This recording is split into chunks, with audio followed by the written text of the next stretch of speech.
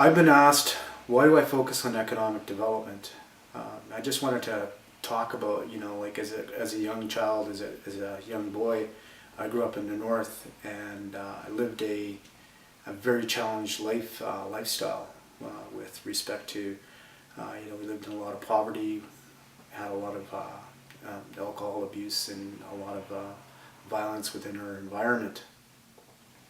When I was about 11 years old, we were hiding from what we'd call all that violence. I was hiding with another friend, and we had a little fort, and we were in this fort, and my friend started to cry, and he was decimated, I guess, when it comes down to it, like not knowing that he had a future or anything like that, and that we were stuck in this environment for the rest of our life.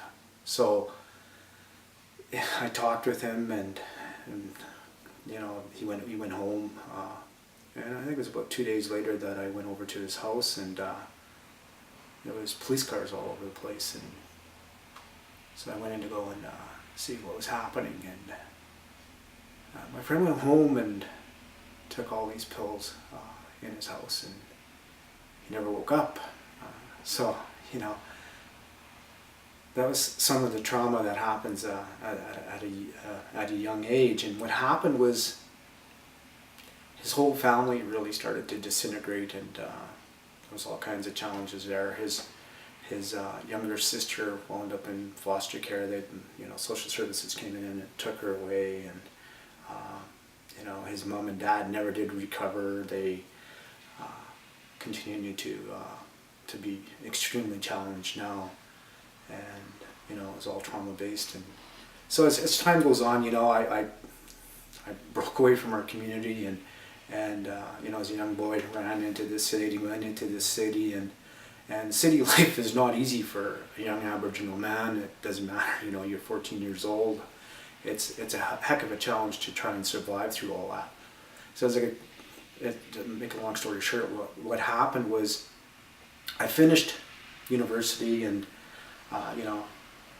went off to get a job, and basically I was very blessed with getting some real good employment aspects after, and I became the CEO of a big organization, and when I say big, it's not all that big. There's only a couple hundred staff, and about $10 million budget, and 14 offices throughout the province. And so as I'm moving through this whole process, what happened was one of my managers that actually was going in for an operation, and he was going to be off work for about a month, and so I had to step in and run his office environment. And while we were doing that, and it was in another smaller community, what had happened was we were looking for a receptionist, and some of the office staff had some resumes that were there that were submitted for the position, and there was about 5 resumes. So I said, let's just interview them all. I said, I don't know any of them or whatever, right? So let's interview them all. We went into an interview process, and had a couple of real good candidates, what I felt were really good candidates, come in, and what happened was, we're going through all the candidates, and this one lady came in, and she was really quite rough looking, a community lady, and came in, and she was really quite rough looking, and I asked all of our candidates, why do you want this job, and what can you bring to the table, if you get the job. And so I asked, and this person was really rough, hadn't ever had a job or anything else like that, and really rough looking, and I asked that question of her, and I know, as I'm looking at her resume, she has no experience or anything else like that. She turned around and said to me, she says, I've never worked, never had a job in my life. And I said, I'm already, anticipating that, I've got a couple of girls that have already, they've had work, and they've got grade 12 and whatever, right, and they're probably better candidates. And she said to me, she looked at me and she says, all I want is a chance. And, you know, that kind of hit home for me. So long story short, I hired this person and put him into play, and they became the receptionist there. And so as I moved on, yeah, I went into all these different other opportunities, and yeah, working for an industry and working in different environments, and you know, and I'm making lots of good stuff happen. I go on to be a CEO of a tribal council, and you know, I'm looking at it, and I'm going like all the way along as I'm moving through these whole processes. I'm always looking at how do I make change happen? How does things happen at a community level? How can it be better? You know, as I go into tribal council, CEO of the tribal council, I get stuck in the political realm, you know, and I'm developing strategies for litigation. I'm developing strategies for land title and all these legal strategies, and getting all this put together. And as I go to work for industry, you know, I'm developing human resource plans and all these other plans, and working on apprenticeship programming so that we can bring Aboriginal apprentices in. And as I'm moving through all these different processes, and I become a CEO of a health operations, what happens is I'm very successful with getting some additional resourcing from the feds, and so we start on a capital plan development process, and we're developing 3 separate health centers. And as we're moving through this health center development and we're building these health centers, we're encouraging Aboriginal people, and so we've got a whole complement of young guys from our community working there. And I go and you know, I was trying to find out, you know, what's the best for our communities and our community environment. I go and talk to the young guys, and I said, well, what do you think about these health centers? And the one young guy said to me, he said, well, he said, since we're working here, I've been able to put my son in hockey, and I've been able to put food on our table, and I feel like I've got a future happening. So it really kind of kicked home for me.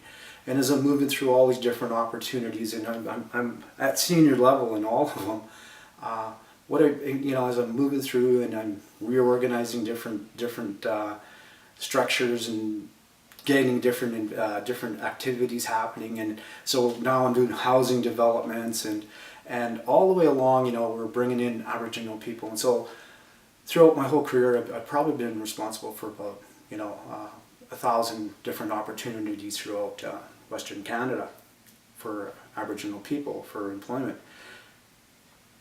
When I'm working with the industry, I get this letter in the mail, and this letter, you know, I get it, and it says "Tanse Ogumao," which means hello, leader, chief, you know. And so I'm reading this letter, and it says, "Dear Mr. Gerard, I want to thank you for everything you've done for me, and you know, I just wanted to let you know that I've now finished my bachelor's of education, and I'm a teacher at our community.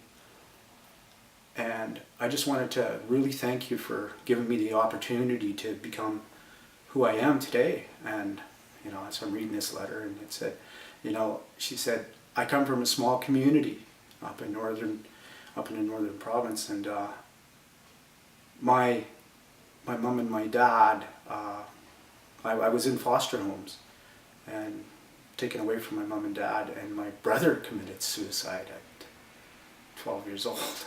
And you know, this was the girl that I had given them the chance to. This was my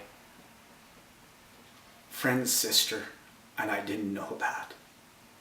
So as I look along, and I realized, you know, that the real opportunity exists in empowering people, giving people that chance to prove who they can be. And I realized at that time, and that's why I really focus on the economic development component, because it's giving that opportunity, that faith back to the people, that opportunity to empower them and encourage them to be all they can be. It's giving them that real hope. So I realized then it wasn't about getting a handout and asking for anything. And I, you know, like I said, I've been involved in all these different sectors, and it's about getting a hand up and getting that support and that required need from whoever you're with. And it doesn't matter. When it comes down to it, you gotta get down and you gotta make things happen at a community level. So that's why I'm interested in economic development.